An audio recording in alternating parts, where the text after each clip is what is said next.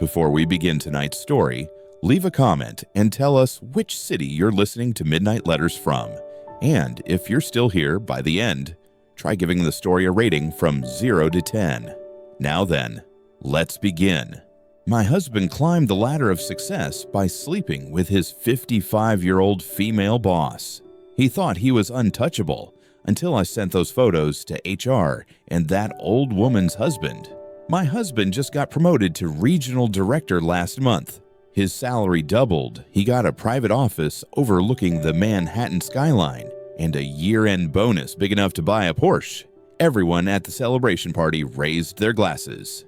Cheers to David! You deserve this for your incredible hard work. I stood there smiling, holding his hand, playing the role of the proud wife. But inside my head, only one sentence was ringing. He didn't get that seat because of his talent. He got it because he is servicing his 55-year-old boss in bed. And the most disgusting part, he told me it wasn't sex for money. He said she was his soulmate. Welcome to the story of how my perfect 14-year marriage was incinerated by ambition and a powerful, promiscuous old woman. We've been together for 14 years. From two poor students sharing a sandwich in a dorm room to owning a penthouse in the New York suburbs.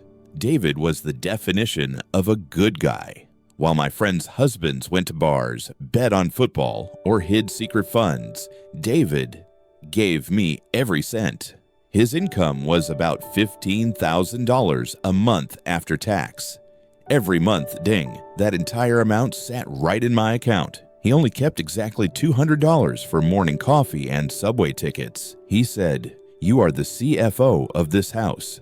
I trust you completely." He went to work in the morning and was home by 6:30 p.m. No drinking, no partying. On weekends, he dedicated all his time to teaching our son baseball and our daughter piano. I thought, how could a man so transparent with his finances and time possibly cheat? I was too naive. I forgot that the place men spend the most time isn't home. It's the office. It all started when his company had a senior leadership change. A new VP was transferred in. Her name was Karen. Karen was 55, known as the Iron Lady in the marketing industry. At first, David came home complaining about her constantly. She's difficult. She nitpicks every one of my presentation slides. But then the complaints vanished. Instead, it was, actually, Karen is very sharp. She has a vision no one else understands. She's lonelier than she looks. David started leaving for work earlier, coming home a little later with the excuse of a merger project. The money was still there. The kindness was still there. But something had died in his eyes when he looked at me. A wife's intuition kicked in when I saw him buying more expensive suits and wearing a stronger cologne, something he used to hate. A close friend of mine who worked in the same building pulled me aside at a BBQ and whispered, "I see David having lunch with his boss a lot, not in a business way. I saw them touching hands. You should be careful." I laughed it off. "Are you kidding? She's 15 years older than him. She's old enough to be his aunt. David likes young, beautiful women, or at least someone like me. His type isn't menopausal women." God, how terribly wrong I was. I didn't make a scene. I'm an educated woman. I hired the most professional private investigator in New York. $3,000 for 1 week of surveillance. And the result wasn't a cheap hotel. It was Karen's luxury apartment on the Upper East Side. The PI sent me a video. David driving Karen to her place. They kissed in the car. Not a social kiss. A passionate, greedy kiss. Then they went up together. 2 hours later, David came down, his shirt untucked, tie loosened. But what killed me wasn't the sex. The pee. I planted a bug in David's car, and I heard the recording of their conversation. David's voice. "Don't worry. My wife doesn't suspect a thing. She only cares that I bring home enough money. She's so boring. Being with you, I finally feel like a powerful man." Karen's voice, chuckling. "Hang in there, baby. That manager seat is almost yours. Just be a good boy. I heard that and threw up right on the kitchen floor. My husband, the dignified man, was acting as a boy toy for his boss to get a promotion. He sold his dignity and family for a title. I waited for the exact day he got the promotion decision. That night, he came home with a huge bouquet, planning to take the family out to celebrate. I sat on the sofa, TV off, the house pitch black. On the table lay the stack of photos and the USB drive. "What's wrong, honey? Why are the lights off?" David asked. I threw the stack of photos in his face. The pictures fluttered down like the debris of this marriage. "Congratulations on the promotion, David. Or should I say, congratulations on servicing your mistress well." The blood drained from his face. He tremblingly picked up the photos. I waited for an apology or a denial, but no. He looked at me, and the good guy mask fell off. "You followed me?" he snarled. "How long have you been sleeping with her?" "6 months," he answered without a shred of remorse. "And don't call her that woman. Karen understands me. Karen supports me. Look at you, staying home as a housewife. What do you know about the pressure I face? Karen gives me synergy. It's love, not exploitation." Love. I laughed like a maniac. "You call sleeping with your boss for a promotion love? Is your body that cheap?" He screamed. "I did it for this family. Who enjoys the salary raise? Isn't it you and the kids? I sacrificed myself, and now that I found a soulmate, what did I do wrong? I didn't neglect my wife and kids. I still did my duty." At that moment, I realized my husband wasn't just a cheater. He was a pathological narcissist. He truly believed he was the victim. The following days were mental torture. He refused to divorce. He said, "I don't know who to choose. I love my wife, but I also need Karen. With Karen, I have power, a career. With you, I have a family. Why can't I have both?" He shamelessly proposed an open marriage. He would still be my husband, still provide money, but I had to accept him going on business trips with Karen. "She's old. Why are you jealous? She helps me make money." That was the sentence that made me decide to destroy him. The breaking point was last week. Our 8-year-old son broke his arm at school and needed urgent surgery. I called David 20 times. No answer. I texted, "Our son is in the ER. Come home now."